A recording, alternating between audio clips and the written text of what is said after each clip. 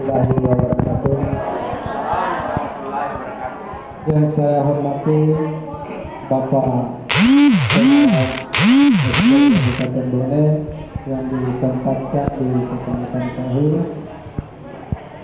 Yang saya hormati Ibu Kepala UPTD dari gugus 2, dan yang saya muliakan, yang saya banggakan adalah teman-teman rekan pendidik dari sekolah gugus 2. Jadi pada kesempatan ini saya akan memberikan sedikit ilmu apa yang saya dapatkan di guru penggerak, yaitu pada kesempatan ini adalah modul 1.4 budaya positif. Budaya positif ini di dalam kurikulum Merdeka nanti, ketika kita sudah masuk di kurikulum Merdeka, yang harus kita lakukan adalah budaya positif.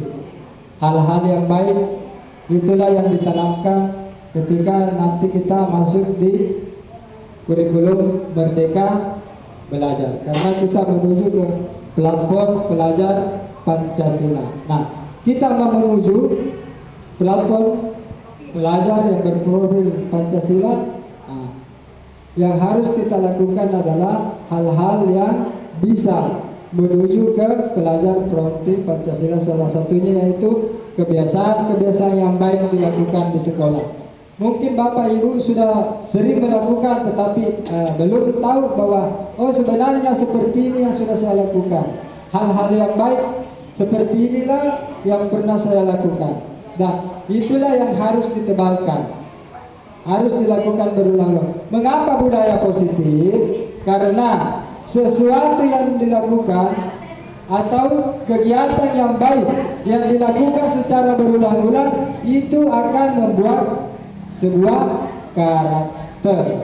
Baik Bapak Ibu, kita lihat pada layar. Di sini ada inti atau konsep-konsep inti dari budaya positif. Konsep-konsep inti dari budaya positif yang pertama adalah disiplin positif dan nilai-nilai kebijakan universal.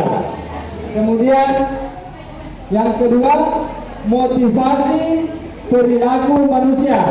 Kemudian selanjutnya keyakinan kelas. Kemudian kebutuhan dasar manusia. Kemudian restitusi. Kemudian 5 posisi kontrol. Dan selanjutnya adalah segitiga restitusi.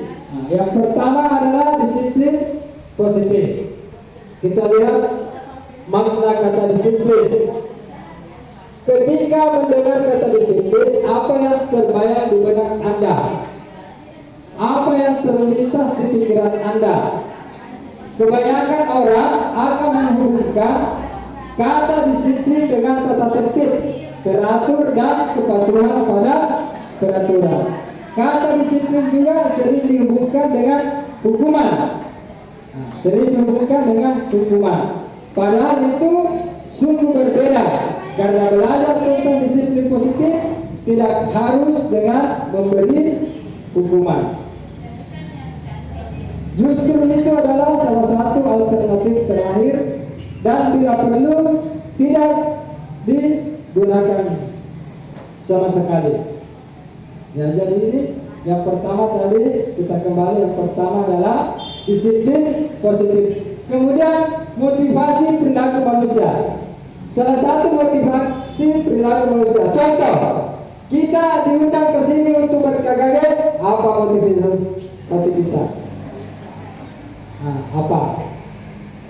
Menghindari hukuman atau bagaimana? Lalu ini maja sedih Pak pengawas Bobi.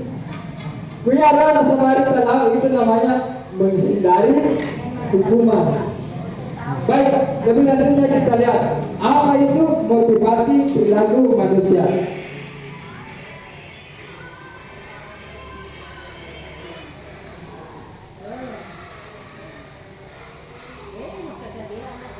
Jadi motivasi perilaku manusia Kita lihat di sini.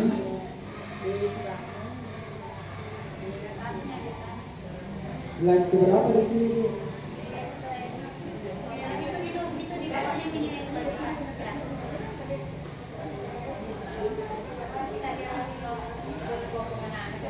Bawahnya lagi. Ya, baik kedua mungkin lagi.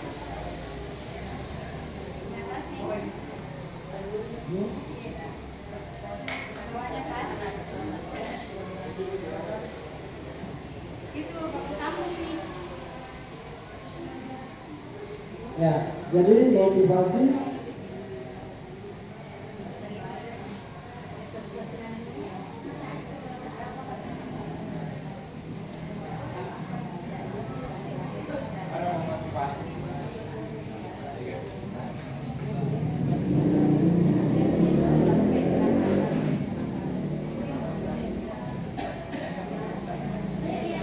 baik, kita lanjut.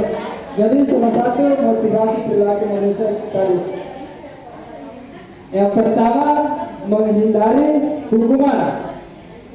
Kemudian yang kedua adalah karena kesadaran sendiri.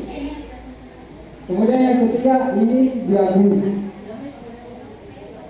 Kalau kita diakui, jadi laui. Kita mau dihargai, laui. Yang pertama, menghindari hukuman. Jadi tidak terlepas yang ketiga ini. Dan kita di sini nantinya disuruh memilih TKB itu nasabari kalau. Nah, yang wajib kita ikuti adalah kesadaran sendiri. Kemudian kebutuhan dasar manusia.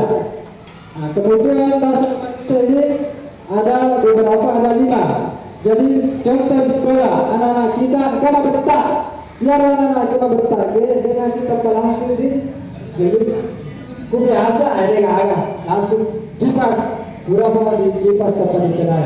Nah, sekarang di peraturan Merdeka Mengajar tidak boleh lagi seperti itu, harus bagi baik-baik anak-anak itu diberikan restitusi. Karena ada 5 kebutuhan dasar manusia. Mungkin anak ini berlaku seperti itu karena ada 5 kebutuhan, salah satu 5 kebutuhan dasar yang mereka miliki tidak terpenuhi. Contoh, madokok mana telah masih bola, alena madokok mudo, tapi itu telah minadoko.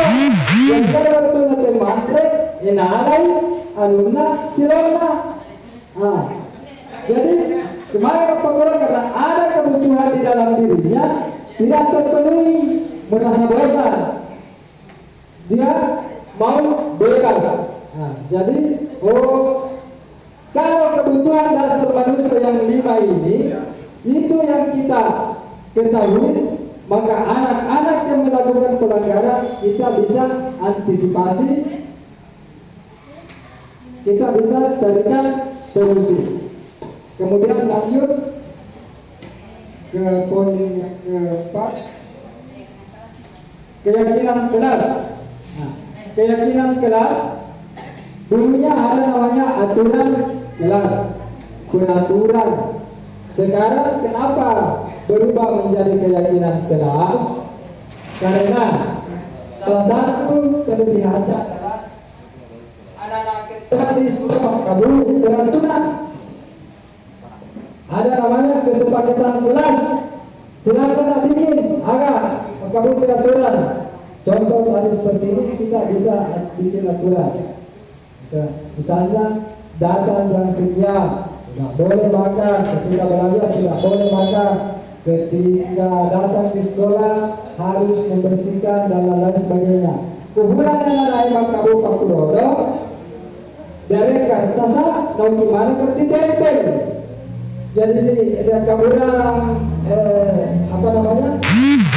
Ya papan atau kertas manila karton, di situ ditempel judulnya keyakinan kelas, bukan lagi peraturan kelas. Karena itu anak-anak sudah yakin. Maksudnya alena mutamak kabungi peraturannya. Tadi anak ini dulu kita sudah lepas, kita kontrol saya. Alena mutamak kabungi maka jana kulit makabu naik motor langgar ki naik motor makabu. Jadi ketika anak-anak nanti ada yang melanggar, kita panggil, keyakinan apa yang kamu langgar? Oh iya gua belajar. Jadi sekarang kita lagi dituntut dari peraturan menjadi keyakinan kelas. Kemudian selanjutnya restitusi. Nah ini yang berlaku sekarang. Ada namanya segitiga restitusi. Segitiga restitusi. Jadi sebelum masuk ke segitiga restitusi, kita lihat dulu 5 posisi kontrol.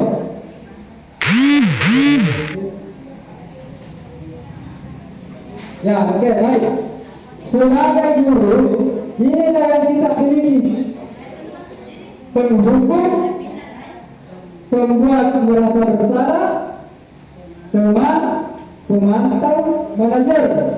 Misalnya, kan anak terlambat, padahal dia adalah yang betul ini, dia nak codoh ni, ya tempat terlambat. Kira-kira kita berada di posisi di mana di situ? Kita sebagai apa? Ketika ada anak-anak yang melanggar seperti itu, kita berada di posisi mana? Apakah kita penghukum, ataukah pembuat merasa bersalah, ataukah teman, ataukah pemantau atau manajer? Jadi kalau seperti itu berada di posisi penghukum. Kemudian pembuat merasa bersalah. Ini kita bisa gunakan semua. Pembuat merasa bersalah. Baca Pak Sedi. Contoh kasus pembuat merasa bersalah. Ya terlambat di Malaysia di Oki, akhirnya terlambat begini. Anak-anak itu bisa merasa bersalah. Kemudian selanjutnya apa tadi? Pemantau. Pemantau. Ada kasus, ada yang tangani, ada yang lihat, oh begini solusinya berikan. Kalau di sekolah itu biasa pemantau ini oleh pihak kepala sekolah. Kemudian ada namanya manajer. Kalau manajer ini tidak mencari kesalahan, tidak mencari siapa yang salah, tetapi mencari penyebab kenapa anak itu bersalah, ataukah mencari solusi. Selanjutnya segitiga restitusi. Segitiga restitusi. Segitiga restitusi ini begitu ada anak-anak yang salah. Jopi, apa yang pertama kita lakukan adalah validasi tindakan, validasi tindakannya, apa kesalahannya. Kemudian selanjutnya menanyakan keyakinan, menanyakan keyakinan. Kemudian yang terakhir adalah pemberian solusi. Jadi segitiga restitusi ini sudah dikerjakan, dikirim di YouTube, itu sudah ada contohnya ya.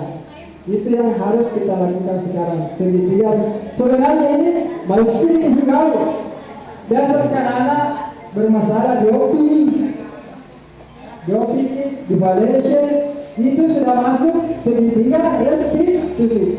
Cuma yang menjadi masalah di sini, bayar karena kita mengenal segitiga restitusi, sementara pemahaman kita adalah yang mengenal segitiga lupa tahu pada tidak 2 orang bisa melakukan tindakan itu sudah masuk segitiga restitusi. Kemudian dilihat tindakannya anak, kalau besar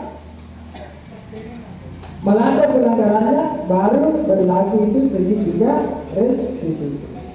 Jadi demikianlah Bapak Ibu apa yang sempat saya sampaikan mengenai daripada konsep-konsep inti budaya positif di sekolah. Sebelum saya akhiri, kalau ada yang mau bertanya silahkan kita sharing. Kalau tidak ada, saya ucapkan banyak terima kasih perhatiannya. Marilah kita saling mendoakan, semoga apa yang kita lakukan semua bernilai ibadah di sisi Allah Subhanahu wa taala, dan kita semua senantiasa berada dalam ketakwaan. Assalamualaikum warahmatullahi wabarakatuh.